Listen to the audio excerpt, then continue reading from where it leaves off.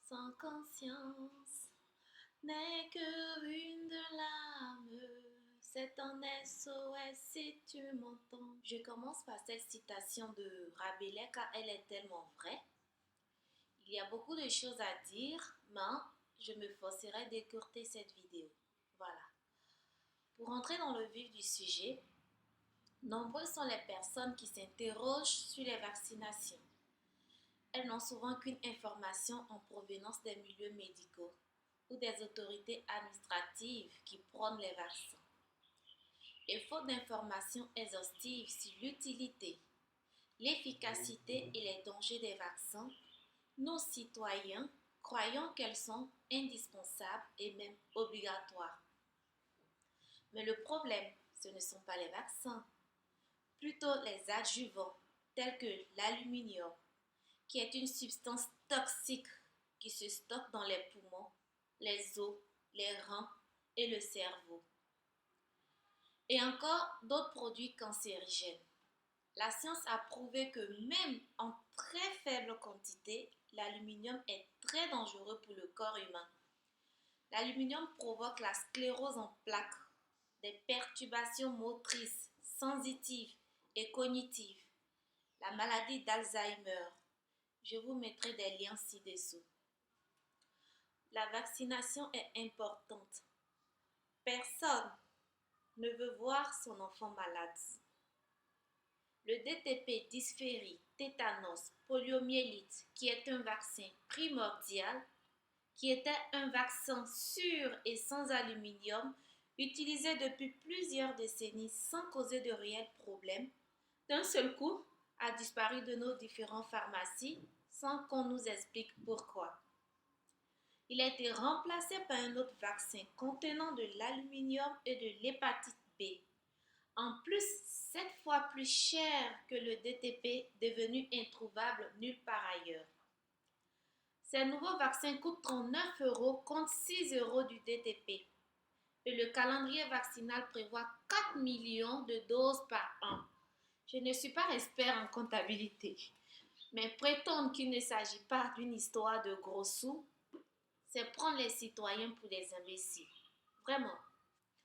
Cela a alerté le professeur Henri Joyeux, qui a lancé une pétition l'année dernière, demandant que le vaccin DTP, simple et sans aluminium, soit de nouveau rendu disponible. En moins de 10 jours, cette pétition a eu plus de 600 000 signatures.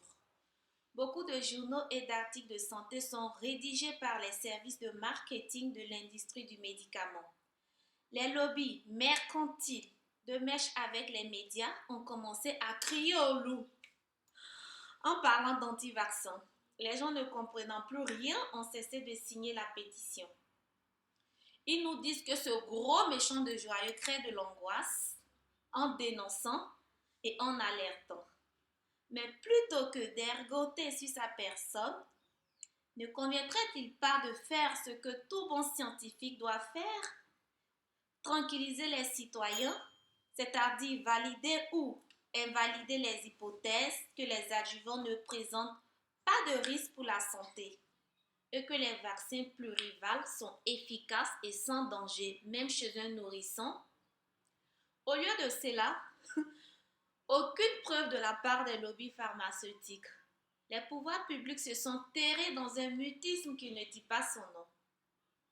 Les fabricants restent muets, poussant médecins et pharmaciens à continuer à écouler les stocks de super vaccins au détriment de la santé des nourrissons. Des millions d'enfants sont concernés. Eh oui, malheureusement. Alors, citoyens, comprenez par leur attitude qu'ils nous cachent bien des choses. Et l'intérêt pour nous citoyens est de signer la pétition au moins que l'on ait le choix entre le DTP traditionnel sans aluminium, sans l'hépatite B. Parce qu'en nous imposant l'hépatite B, quelque part, les lobbies font des procès d'intention à tous les parents. Ils estiment par là que tous les parents ont automatiquement cette infection et inéluctablement le refilent à leur nouveau-né. C'est une insulte voilée et c'est aberrant. un enfant ne naît pas forcément avec cette infection. Alors, nous voulons avoir le choix entre ces deux vaccins. Et ce vaccin de l'hépatite B a déjà rendu malade en provoquant une sclérose en plaques chez des adolescents et une infirmière dont l'État français a été obligé de lui verser plus de 2 millions d'euros. Eh oui, alors imaginez ce vaccin dans le corps d'un nourrisson qui n'en a pas besoin. La sclérose en plaques est une maladie très dangereuse. Nous ne voulons pas de ce poison pour nos futurs enfants. Pourquoi le ministère de la Santé refuse-t-il d'appliquer le principe de précaution?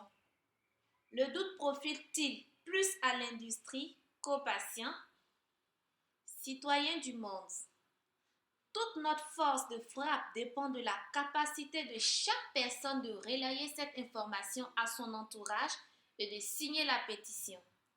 Nous n'avons aucun autre moyen de nous faire entendre, nos actions étant largement occultées par les médias aux ordres.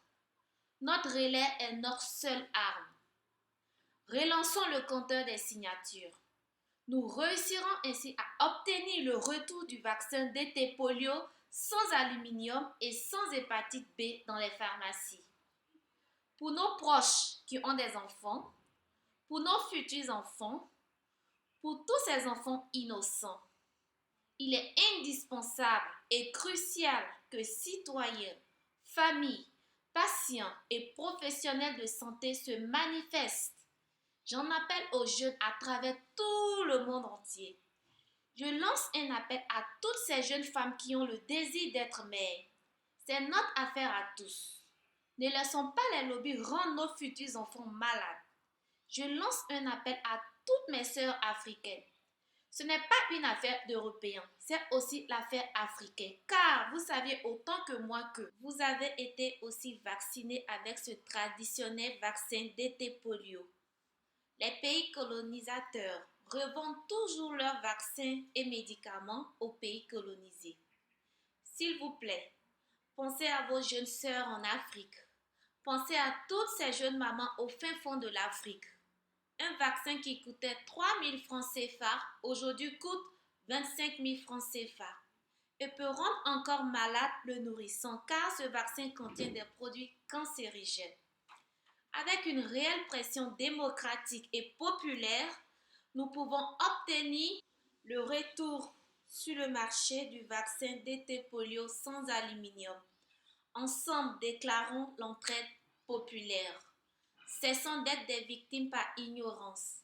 Pourquoi payer pour se rendre malade? Certaines personnes disent la lutte est trop inégale.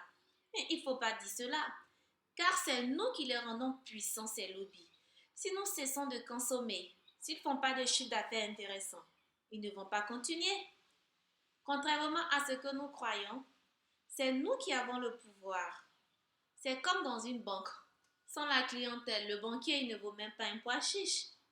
Alors refusons, résistons à cette priorité au lobby pharmaceutique. Nous sommes à plus de 900 000. Nous ne serons entendus par les pouvoirs publics que si nous sommes 1 million à signer cette pétition. Croyons en nous, car l'union fait la force. Mais si nous ne faisons rien, ce dossier sera vite enterré, vite fait et bien fait, comme le disait le professeur Henri Joyeux. Nous seuls pouvons donner la légitimité démocratique à ce mouvement en aidant à rassembler ce million de signatures pour le vaccin DT polio sans aluminium. Les industriels font ce qu'ils veulent, jouant ainsi avec la vie des êtres humains, alors que c'est notre droit le plus strict d'avoir accès au vaccin DT polio, le seul qui soit obligatoire et qui n'est disponible nulle part ailleurs. Disons non à ce suicide collectif. Signez la pétition, s'il vous plaît. C'est un enjeu commun. J'espère que ça ne tombe pas dans l'oreille d'un sourd. Sur ce, je vous embrasse tous et je vous dis à bientôt pour une prochaine vidéo. Bye bye!